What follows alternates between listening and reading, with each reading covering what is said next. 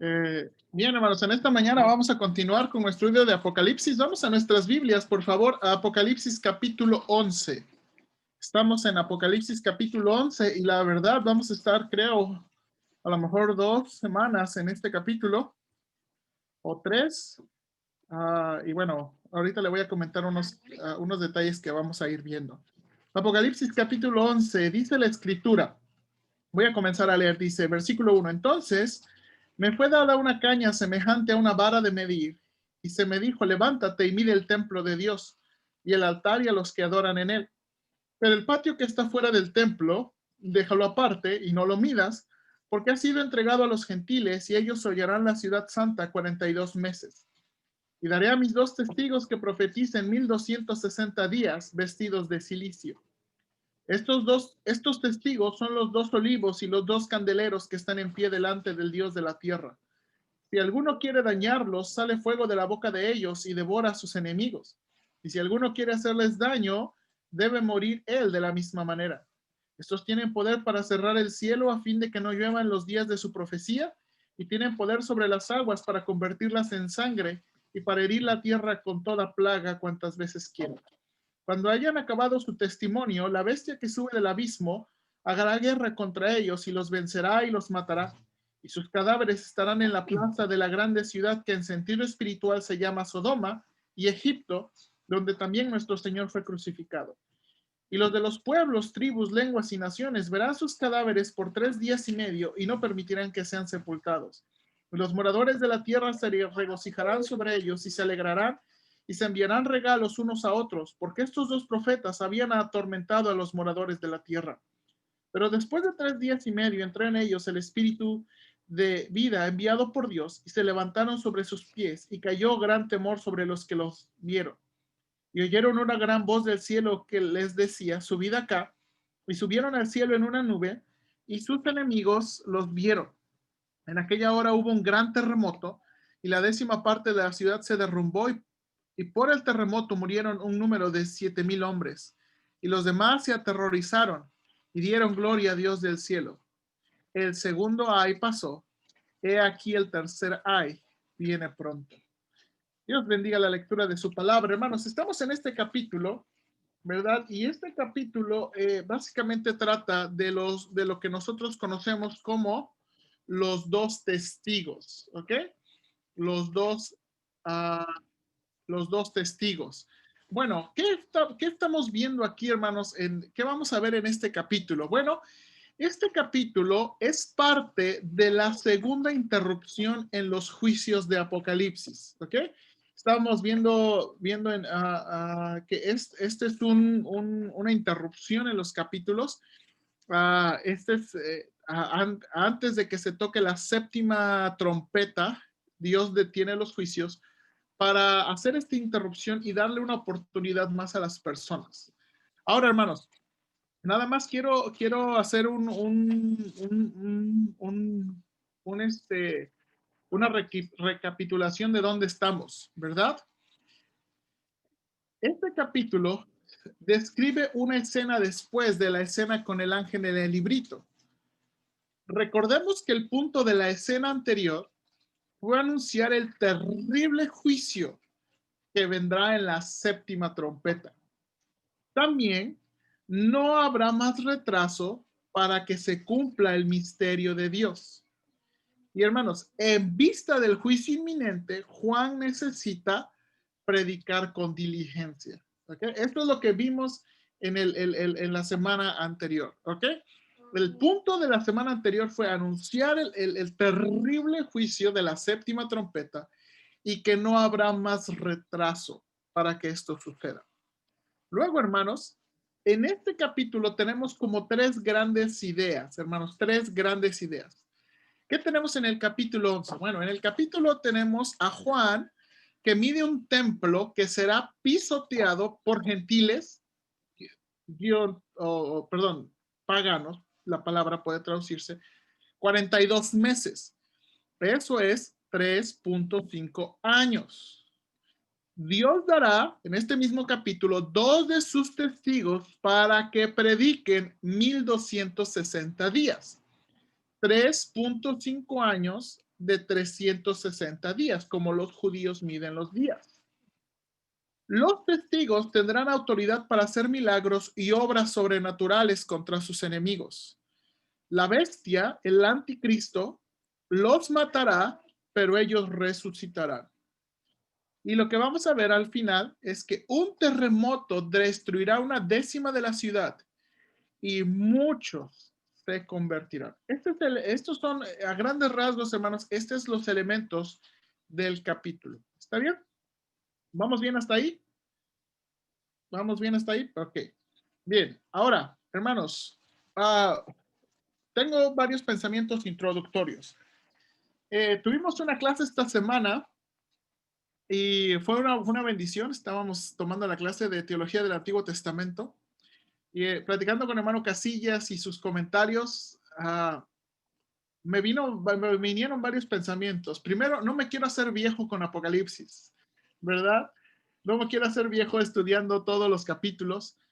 Me encanta, hermanos, ir detallando todas las cosas y el significado de los versículos, pero no quiero que perdamos de la mente el contenido de Apocalipsis. Entonces, la próxima semana voy a tratar de diseñar una hoja para que estemos constantemente repasando el tema de Apocalipsis y estemos repasando constantemente el bosquejo de Apocalipsis. Quiero que podamos ver el bosquejo natural de Apocalipsis y podamos entender los sucesos que están pasando. Entonces, y especialmente vamos a ir a capítulos donde vamos a avanzar un poquito más rápido. No quiero pararme en capítulos donde realmente hay mucha especulación. Entonces, quiero avanzar un poquito. Ahora, también va a depender mucho, hermanos, yo estoy muy animado que si usted tiene preguntas o cosas, también podamos ir contestándolas. ¿Ok? Entonces, lo que vamos a hacer, hermanos, especialmente en este capítulo, es que vamos a comenzar a armonizar pasajes que nos expliquen los eventos que están sucediendo. ¿Ok? Entonces, vamos a necesitar ir a otros pasajes y hacer las conexiones con otros pasajes lo mejor que podamos y lo mejor que entendamos. También quiero avisarle, hermano, que vamos a comenzar de una forma muy básica para que los creyentes que no tienen mucho conocimiento de la profecía bíblica puedan entender, ¿verdad? Y hermanos, quiero mucho, todos los que están conectados, y yo sé que no veo la cámara de todos, pero si requiero su honestidad. Si usted no sabe, es mejor que me diga en lugar de estar avanzando y no entendiendo. ¿Ok? Especialmente, hermanos, si usted no tiene conocimiento de la profecía bíblica, pues no tiene caso que usted escuche cosas que usted piense, no, a lo mejor en 2 años más lo voy a entender. Pues no queremos que pase eso, queremos que ir ayudándole. ¿Ok?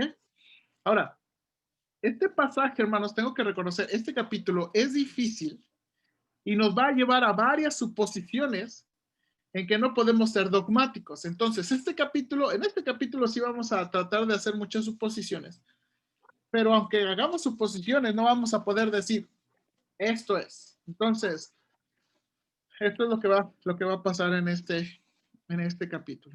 Y por último, este pasaje probablemente es de los pasajes que nos ponen en contexto o que nos pone en el contexto cronológico de lo que está pasando en el libro de Apocalipsis. ¿Ok?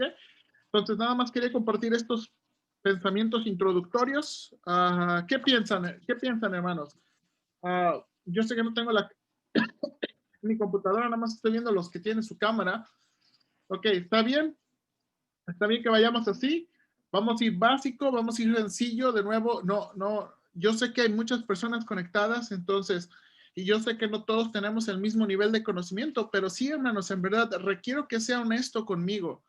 Si no va entendiendo, pues avíseme, y a lo mejor si no podemos hacer algo ahorita, pues lo podemos hacer algo para la siguiente clase. Pero quiero que vayamos entendiendo, ¿ok? Entonces, ahora, vamos a comenzar, vamos a ponernos, hermanos, en lo que yo llamo en contexto. De nuevo, como recordatorio, el capítulo 6 inicia los juicios de Dios sobre la tierra. Recuerde, el capítulo 6 es donde inician los juicios de Dios, especialmente de Cristo sobre la tierra. El primer sello, hermanos, creemos que es el anticristo, ¿ok? Ese jinete en el caballo blanco del primer sello creemos que es el anticristo. ¿Por qué? Ya habíamos mencionado esto. El libro de Daniel enfatiza la aparición de un líder poderoso para dar inicio a la última semana de la profecía, ¿verdad? En muchas maneras, Daniel va a referir, la clave interpretativa del libro de Daniel es que debe aparecer un hombre que tiene poderes de liderazgo de una manera muy increíble, es capaz de convencer, es muy elocuente, pero también se revela contra todo lo que se llama Dios. Entonces, Daniel pone mucho énfasis. Daniel quería que los judíos entendieran que, que el tiempo final, ¿verdad? Que el indicador del tiempo final y del último reino era un hombre, ¿ok? Un personaje, ¿ok? Daniel le llama de diferentes nombres, ¿verdad? Pero Pablo dice que el día del Señor no vendrá, ese día final, sin la aparición de lo que Pablo describe como un hombre de pecado, el hijo de perdición. Entonces, es muy importante, hermanos, entender esto, que el anticristo, ¿verdad? Es el personaje importante. Juan le llama, ¿se acuerda que Juan en las cartas de Juan dice que el anticristo viene, ¿verdad? Y le llama, Juan es el que le llama el anticristo, ¿verdad? Entonces, nosotros creemos, hermanos, que los 7 años de tribulación comienzan con la firma de un pacto con el anticristo. ¿Ok? ¿Está de acuerdo conmigo hasta aquí? ¿Eso es entendible? ¿Ok? Entonces, los 7 años de tribulación, hermanos, que están en el futuro, cuando comiencen los juicios terribles de Dios sobre este mundo, comienzan con el anticristo firmando un pacto. No estoy enfermo, hermanos, como que se me reseca la garganta, por eso tengo aquí agua y café, entonces. A lo mejor debo ir por una coca, ¿verdad? Bueno, vamos a continuar. Ahora, los eventos, hermanos, que suceden en los sellos y las trompetas, suceden durante estos 7 años, ¿ok?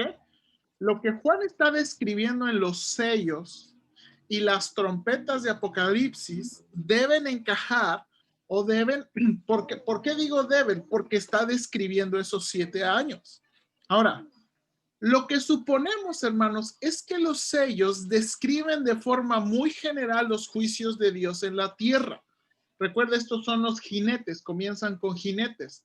Por ejemplo, suponemos que el tercer sello describe problemas económicos porque es este jinete con una balanza en su mano y descripciones, ¿verdad?, que tienen que ver con la economía. Entonces creemos que los sellos están describiendo, ¿verdad?, los juicios de una forma muy general. Ahora, sabemos que los juicios no durarán muchísimos años, no es como que esto está pasando en un periodo de 15, 20, 30 años. ¿Cómo sabemos eso? Porque en la quinta trompeta, estas langostas sobrenaturales, algunos creen probablemente demonios, y tengo que aceptar esa interpretación, atormentan a los hombres por 5 meses. Sí, sí, ¿se acuerda cuando llegamos? O sea, 5 meses. Entonces, esta trompeta y este juicio nos enseña que no son juicios de 2, 3 años, sino parece que son cortos. ¿Ok? Y recordemos también, hermanos, que entre juicios hay interrupciones. Por cierto tiempo, que no sabemos cuánto, Dios detiene los juicios. Dios detiene los juicios. ¿Ok? Entonces, esto es lo que sabemos, hermanos. Entonces, todo lo que hemos visto desde capítulo 6 hasta aquí, tiene que ver con esos 7 años de la que le llamamos la tribulación, ¿ok? Los sellos y las trompetas encajan con eventos que están sucediendo en esos 7 años de tribulación. Ahora, vamos a esta segunda, vamos a describir lo que está pasando aquí en el capítulo 11, ¿ok? Leímos en el versículo 1 del capítulo 11, todavía seguimos en la segunda interrupción, que se le manda a Juan a medir el templo, el altar y los que adoran en él. ¿Sí leyó conmigo ahí? A Juan se le manda a medir el templo, el altar y los que adoran en él. Ahora, aquí tengo una pregunta. ¿Qué templo está midiendo? A ver, y si quiere usted participar, me gustaría mucho. ¿Qué templo? O sea, en este capítulo, ¿qué templo está midiendo Juan? ¿Alguna idea? Hermana Patti, adelante.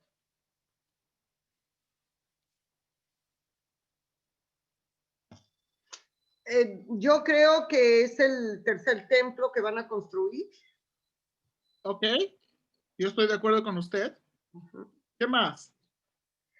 ¿Alguien más? ¿Alguien más? ¿Qué templo es este que se le manda a medir a Juan? ¿Alguien tiene otra idea? Hermano Ortega, adelante. Que fue construido sobre las ruinas del original. Ay, hermano Ortega, ahora me pasó como usted, lo escuché, pero no lo entendí. O sea, que está construido, o sea, que lo reconstruyen sobre lo que fue el templo de Salomón. Entonces, usted también usted está de acuerdo también en un tercer templo. Sí, y creo yo que en la cuestión de las medidas es que Dios lo va a hacer medir exactamente lo que es el original, no lo que le hayan añadido o que hayan movido. Inclusive el templo el muro de los lamentos, no saben si es parte del edificio, si es parte de alrededor de la muralla que rodeaba el templo. Entonces, creo yo que lo que está pidiendo Dios sobre la medida es que se ponga exactamente donde es el templo original que fue construido para Dios, donde Él iba a habitar en la tierra. Ok, buena observación, buena observación. Hermana Patti, dígame. Solo que lo que yo no entiendo bien es donde dice que midiera, bueno, el templo y el altar y a los que adoran en él. A ver, ¿cómo va a medir a los que adoran en él? 1.50 esto, 1.90 el otro, 1.30 aquel está muy alto. ¿O cómo? Exacto. Esa es una buena pregunta y vamos a tratar de contestarla, ¿ok? Buena pregunta. Bien, hermana Patti. Buena pregunta. Entonces, déjame continuar bien. Creo que estamos pensando bien. Tienen muy buen pensamiento, hermanos. Ahora, aquí está. En la historia de la Biblia, hermanos, en la historia de la Biblia, de nuevo, hermanos que están bien, de nuevo, no los veo a todos, pero yo sé que hay hermanos que no tienen tanto conocimiento en la profecía bíblica, porque esto es para ustedes, y aquí pónganme atención. En la historia de la Biblia se han construido por lo menos dos grandes templos para Dios, ¿ok? Uno es el templo de Salomón, un templo muy glorioso, ¿verdad? Estamos hablando, hermanos, que el templo de Salomón es de los años 900 antes de Cristo, ¿verdad? Un templo glorioso, glorioso.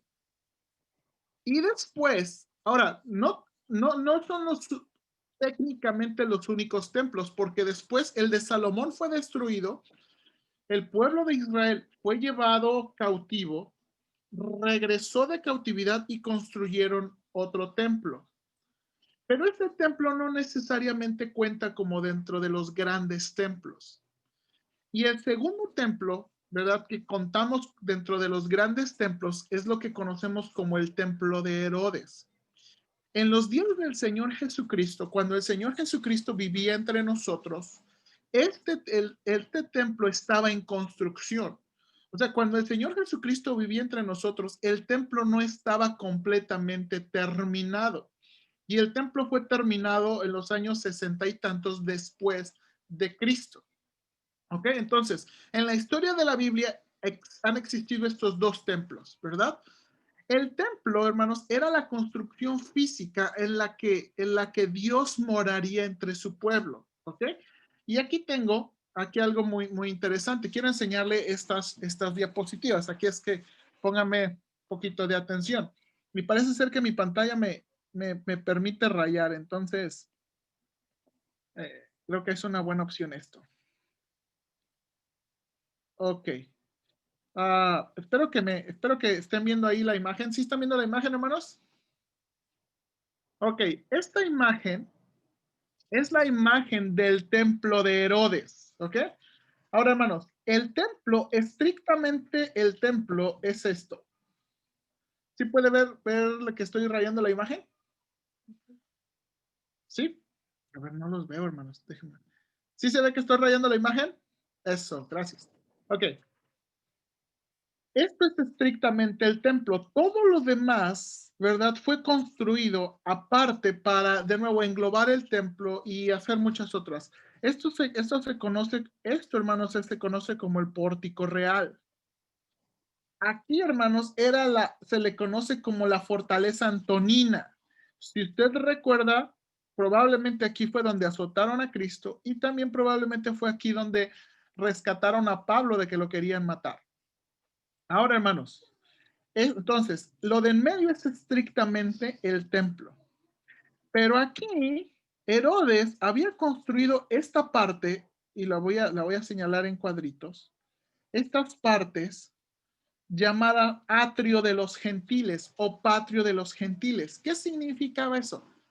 Que los gentiles que se convertían o que querían, en la Biblia, en el libro de Hechos, hermanos, la frase que habla de gentiles que se quieren convertir al judaísmo o que han seguido las leyes del judaísmo, se les llama los temerosos de Dios. Usted va a encontrar esa frase varias veces en el libro de Hechos. Bueno, estas personas no se les permitía entrar al templo porque no eran judíos. El templo solamente podían entrar estrictamente los judíos, ¿verdad? Y bueno, en esta parte se les permitía entrar a los gentiles, ¿verdad? Aquellos que no eran judíos. Y bueno, todo esto era la construcción de Herodes. Ahora, déjame llevarle a otra diapositiva, ¿verdad? Déjame llevarle a otra diapositiva en el que vamos a ver estrictamente el templo. Ok, hermanos que no tienen, que están, bueno, ¿verdad? Que son medio nuevos entre nosotros. Mire, pongan mucha atención aquí. El templo de Herodes tenía todas estas entradas, ¿verdad? Tenía estas entradas, tenía muros. Primero, esta parte que voy a señalar aquí, esta parte es la parte más importante. Esto, hermanos, esto conectaba al lugar santo y el lugar santísimo. Aquí, yo sé que no se alcanza a ver, estaba un velo. Si usted lee en la Biblia, en el tiempo en que murió el Señor Jesucristo, esto era un velo enorme, dice que este velo se rompió de arriba abajo. Eso simbolizó el acceso que Cristo nos dio al Padre. Porque antes, ¿verdad? Antes de Cristo, nadie podía entrar, solamente el sumo sacerdote. Esta es la parte más importante del templo, ¿verdad? Aquí está el patio de los sacerdotes, el lavacro, aquí tenían un lugar para el altar. Hermanos, en los tiempos de Cristo no se ofrecían sacrificios como tal, ¿verdad? Porque no había una arca ni nada. Se ofrecía en incienso y muchas otras cosas que vamos a ver. Por ejemplo, ¿se acuerdan en Lucas capítulo 1, cuando habla del papá de Juan el Bautista, dice que él estaba ofreciendo incienso, ¿verdad? Entonces, ahora, afuera de esta parte más importante, pues tenemos aquí, mire, tenemos un patio para las mujeres. Esta es la idea de Women's Courtyard, ¿verdad? Tenemos otras cámaras que Herodes mandó a construir, ¿verdad? Especialmente tenía que ver con asunto con los judíos, ¿verdad? Entonces, todo esto, hermanos, es el templo, era el famoso templo de Herodes, ¿ok? Este es el templo que en el tiempo del Señor Jesucristo se estaba construyendo. Probablemente ya llevaban, si hacemos más o menos un cálculo de los años, ya llevaban mucho de la construcción y ya se estaban haciendo varias cosas en el templo, ¿verdad? Este es el famoso templo de Herodes. ¿Ok? Ahora, este es el detalle, hermanos. El templo de Herodes fue destruido en el año 70. Este magnífico templo, ¿verdad? Y las cosas alrededor lo fue destruido por los romanos en el año 70 después de Cristo. Usted puede leer eso en los escritos de Flavio Josefo. Josefo, hermanos, fue un judío del lado de los romanos, no los traicionó, los judíos lo tienen como traidor, pero fue un judío del lado que describió históricamente todo lo que pasó. Y en el año 70 el general Tito, general romano Tito, ¿verdad? Destruyó ese templo. Ahora, quiero explicar esto. Lo que dijo el hermano Ortega. Quiero que vea esta imagen. Esta imagen es una comparación entre el templo de Salomón y el templo de Herodes. Si usted puede notar, el templo de Salomón es más chiquito que el templo de Herodes. Hermanos, si el templo el templo, o sea, yo creo que el templo de Herodes no tuvo ¿cómo puedo decirlo? La majestuosidad y las piedras preciosas que tuvo Salomón. Pero el templo de Herodes en verdad era muy, muy bello y muy hermoso. Es más, lo que le digo de los escritos de Flavio Josefo, los romanos describen como, ese no es un lugar, ese no es un templo, dice, eso es una cosa, eso es una, no sé cómo le llaman, como el cuarto de tesoro, dice, súper lujosísimo, ¿cómo eso va a ser un templo? Y bueno, los romanos con sus ideas. Pero bueno, esta es la comparación entre el templo de Salomón y el templo de Herodes. Como puede ver, pues el templo de Herodes era más grande. Ahora, hermanos, aquí es lo interesante. Como dije, el templo de Herodes fue destruido en el año 70. Ahora, ¿qué existe actualmente en el templo de Herodes? Y mire, hubiera sido bueno poner esa diapositiva. Lo que está actualmente construido, hermano, en el lugar del templo de Herodes es una mezquita de las más famosas, ¿verdad? O no sé si puedo decir las más famosas, que se llama la Mezquita de la Roca. Esa Mezquita de la Roca, ¿verdad? Fue construida, ¿verdad? Y se cree, los musulmanes creen que el profeta Mahoma ascendió al cielo en esa mezquita, ¿verdad? Y entonces, en el lugar del templo, actualmente, hermanos, hay una mezquita musulmana. Esa es la razón principal, hermano, porque los judíos no han podido volver a construir un templo, ¿verdad? Hermanos, los judíos ortodoxos y judíos ultraortodoxos desean con todo su corazón volver a construir el templo, ¿verdad? Recuerde que ellos no creen en el Mesías, ellos creen que necesitan todavía necesidad, pero no lo pueden construir porque el lugar donde está ahora está la mezquita musulmana, ¿ok? Entonces, ok, vamos bien hasta ahí. ¿Ok? Bien, continuamos. Ahora, esta fue mi pregunta, ¿no? ¿Qué templo midió Juan? Aquí, en este punto es donde comienzan los desacuerdos entre creyentes en cuanto a la interpretación, hermanos. Algunos dicen que no puede ser un templo físico, que lo que Juan está midiendo en capítulo 11 tiene que referirse a algo espiritual. Y la mayoría de esta postura piensa que es la iglesia, ¿verdad? Hay muchos comentarios de Apocalipsis que siguen esta interpretación. Si usted quiere saber qué tipo de comentarista es el que usted está leyendo, este es un pasaje clave para saber. Apocalipsis 11.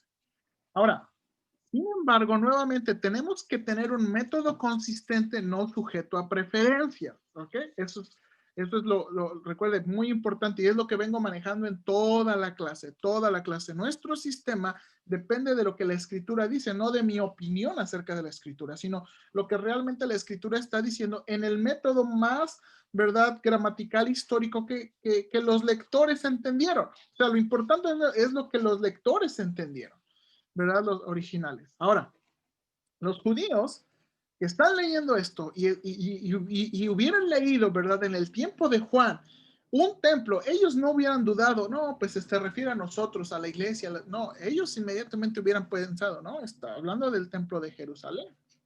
Ahora, aquí está, detalle importante. La Biblia, hermanos, enseña la necesidad de un futuro templo o un templo futuro. ¿Ok? Ok, nótese, no vamos a leer todas las referencias, pero vaya a Ezequiel 41 y 42 y a grosso modo, dígame, ¿qué está describiendo esos capítulos de Ezequiel 41 y 42? Ezequiel 41 y 42. ¿Qué están describiendo Ezequiel 41 y 42? Así a grosso modo. Bueno, desde el 40, hermanos, la verdad me equivoqué. Es desde el 40 al 42. ¿Qué están describiendo a grosso modo?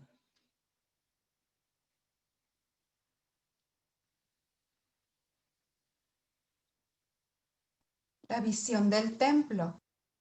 ¿Sí? Ok, un templo. Ahora, tengo una imagen, pero no la voy a presentar hoy. La voy a presentar para la próxima semana. Muchos piensan que el capítulo 40 y 42 fue el templo que construyeron los que regresaron de Babilonia. Pero no fue así. Tampoco, si lo comparamos de 40 al 42 con el templo de Herodes, tampoco tiene las medidas ni la forma arquitectónica del templo de Herodes. Y por lo que escriben los del capítulo 40 al 48 de Ezequiel, hermanos, lo más fácil y lo mejor pensar es que el 40 al 48, bueno, 40 al 42, está describiendo un futuro templo que no ha sido construido ni todavía ha sido construido en nuestros días. Entonces, Ezequiel 40 y 42 es un templo que no ha sido construido. Dale.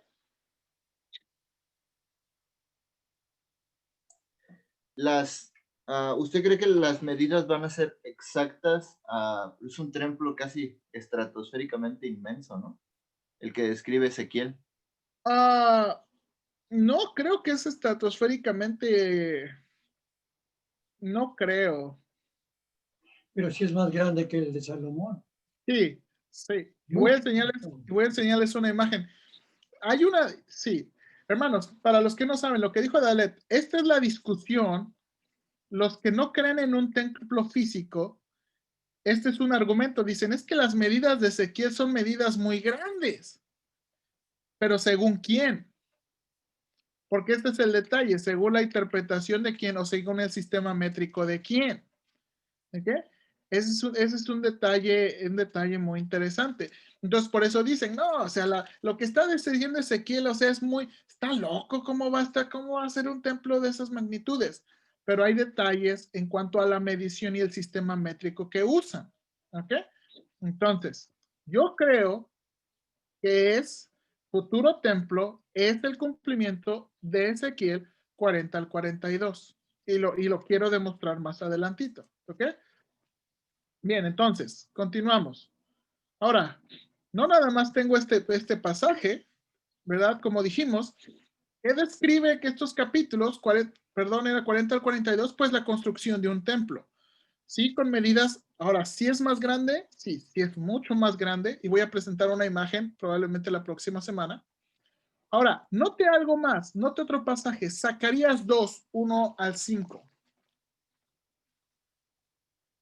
Este es un pasaje no tan explícito, pero sí relacionado. Es Zacarías 2, 1 al 5. Y para pensar en los versículos, ¿qué es el punto de medir la ciudad? Miren lo que dice.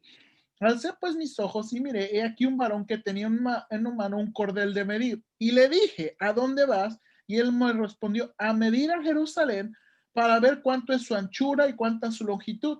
He aquí salía aquel ángel que hablaba conmigo y otro al ángel le salió al encuentro y le dijo, corre, habla a este joven diciendo, sin muros, note aquí, será habitada Jerusalén a causa de la multitud de hombres y ganado en medio de ella, y yo seré para ella, dice Jehová, muro de fuego en derredor, y para gloria estaré en medio de ella. ¿Qué es el punto de medir la ciudad? Pues va a medir la ciudad y está describiendo una ciudad que no tiene muro. Pues esto no es algo que ha pasado últimamente. ¿Sí? Eso no es algo que se hayamos visto pronto. Bueno, eso es otro versículo para comprobar la necesidad de un futuro templo, una futura ciudad. Daniel 9:27. Vaya por favor a Daniel 9:27. Daniel 9:27. Dice Daniel 9:27, y por otra semana confirmará el pacto con muchos, y a la mitad de la semana hará cesar el sacrificio y la ofrenda. Creemos que la persona que está hablando en el Daniel está describiendo en el versículo 27 es el anticristo, y dice que hará cesar el sacrificio y la ofrenda. Le pregunto, ¿dónde se ofrecen sacrificios y ofrendas? En el templo. Entonces, si el anticristo va a hacer esto, literalmente, pues debe haber un templo donde se ofrece. Ahora, hermanos, ¿lo hay actualmente? ¿Existe ese templo actualmente? No, no existe. Ahora, nótese, estos pasajes también, Daniel 12:11 y 11:31 también son interesantes. Daniel 12:11 dice aquí, y desde el tiempo que se ha quitado el continuo sacrificio hasta la abominación desoladora, habrá 1290 días. Hermanos, aquí hay un detalle. Lo voy a mencionar más adelante, pero Reina Valera traduce la hasta, pero esa no es la mejor traducción. Básicamente podemos decirle, desde el tiempo en que se ha quitado el continuo sacrificio y puesta la abominación desoladora, habrá 1290 días. ¿Ok? Ahora, compárelo con Daniel 11:31, por favor, en sus Biblias.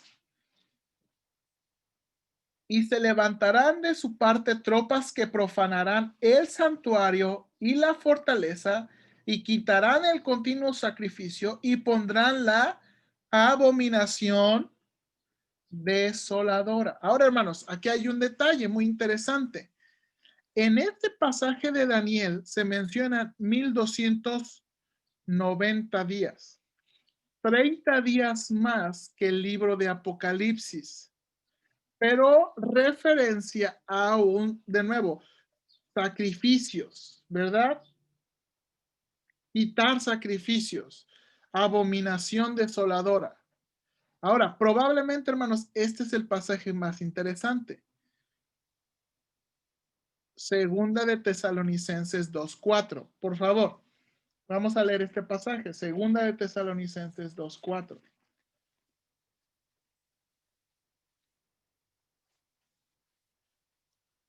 De nuevo, mira lo que está diciendo. En el versículo 3 habló del anticristo.